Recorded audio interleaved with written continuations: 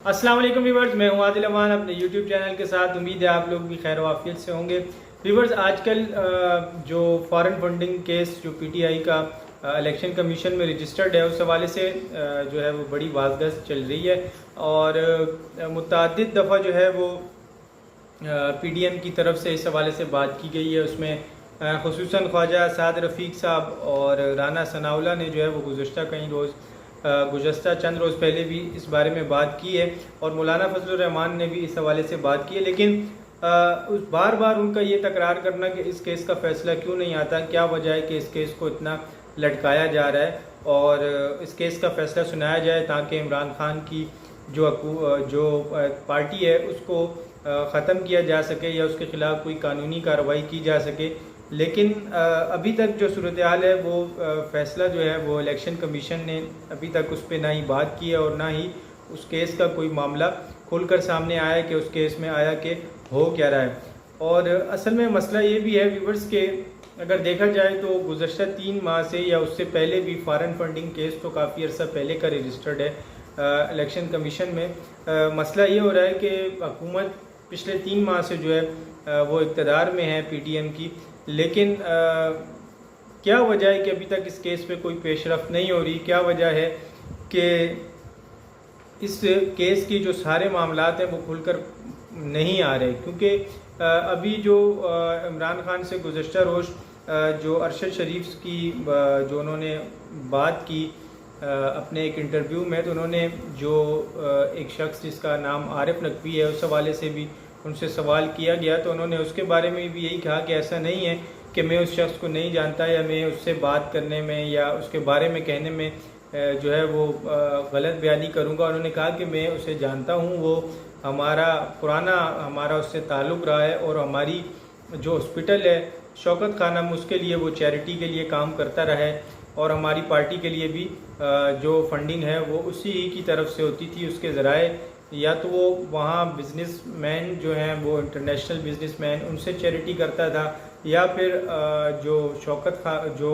Matches होते हैं बाहर ममालिक में उससे जो चैरिटी होती है उसको उसके जो पैसे होते हैं उससे जो पैसा हासिल होता था वो हमारे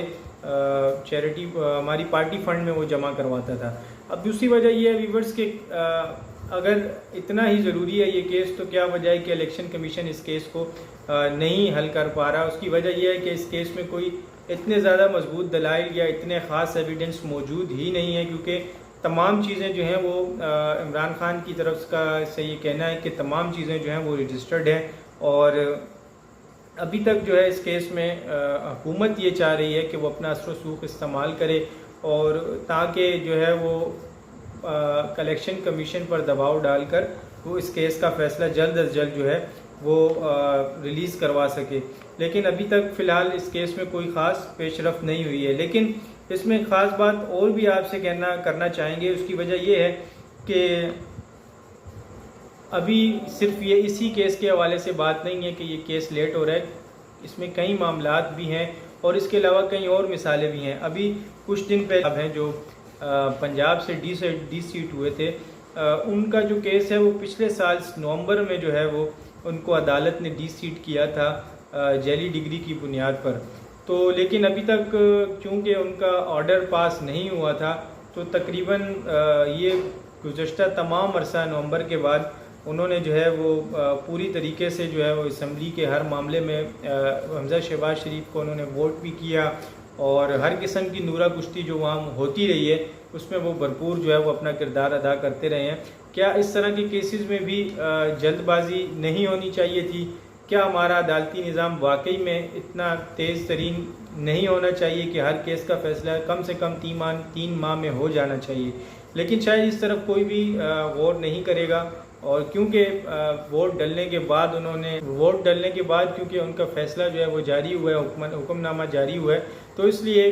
उसको कोई ख़ास जो है वो अहमियत नहीं दी गई। लेकिन अगर अदालती निज़ाम को हमने बेहतर करना है तो यकीनन उसमें हमें मुख्तलिफ़ किस्म की उसमें हमें जो है इस्लाहात करनी होंगी, चाहे वो केसेस को जल्द अज जल्द ख़त्म करना हो, चाहे वो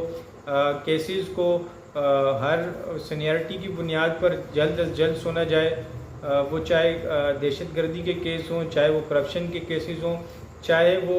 कत्ल के केसेस हों, तमाम केसेस को यकीनन सीनियरिटी की बुनियाद पर जल्द अज जल्द सुना जाएगा। तो इन केसेस के जल्द अज जल्द फैसले भी होंगे। इसके अलावा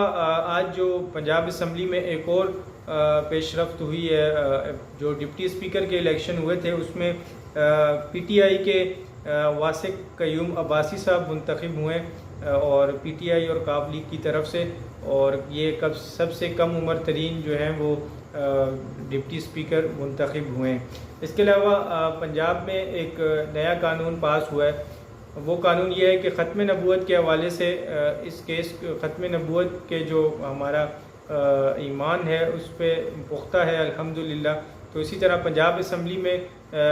जितने पंजाब में जो भी अब शादियाँ होंगी, जितने भी निकाह होंगे, उसमें जो है वो ख़त्म नबूवत का हल्फनामा भी शामिल होगा। तो तमाम जो निकाह ख्वाह हैं वो अब वो हल्फनामे वाला जो है वो पेपर इस्तेमाल करेंगे, वो जो फॉर्म है वो इस्तेमाल करेंगे। अब उससे अल्हम्दुलिल्लाह जो पंजाब में जो है वो जो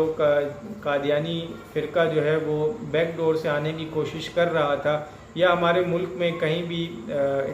मुल्क में अपर लेवल पे या लोअर लेवल पे जहाँ भी वो लोगों को जो है वरगला कर, क्योंकि अक्सर वो पंजाब में इस तरह के केसेस सामने आए हैं कि शादी के कुछ अरसे बाद जो है वो पता चला है कि शौहर जो है वो कादियानी से फ़िरके से ताल्लुक़ रखता है, जिसकी वजह से एक नाकाबिल तलाफ़ी नुकसान जो है वो फैमिली को और जो भी वहाँ ख़वातीन के साथ ये मामलात हुए उनको पहुँचा है। तो यकीनन वैसे तो ख़त्म नबूवत का जो 295C का कानून है, ये हम इसका क्रेडिट जो है वो ना से हमारे उलमा इकराम जो हैं, अल्लामा शाह अहमद नूरानी साहब, अल्लामा अब्दुल सत्तार खान नियाज़ी साहब और इस तरह दीगर जय्यद उलमा इकराम जो उस वक्त असम्बली में मौजूद हैं, हम उनको खराज तहसीन पेश करते हैं। इसी तरह जुल्फ़िकार अली भुट्टो का नाम अगर इस मामले में ना लिया जाए कि उन्होंने उस करारदाद पर साइन करके जो है वो उससे असम्बली में पास करवाया, तो यकीनन ये उनके साथ भी नाइंसाफ़ी होगी। ये आला चौधरी परवेज़ इलाही साहब को खराज तहसीन पेश करते हैं कि वो उन्होंने आते साथ जो है एक अच्छा इक़दाम जो है वो मजहबी हवाले से उठाया। और शुक्रिया। अस्सलाम वालेकुम।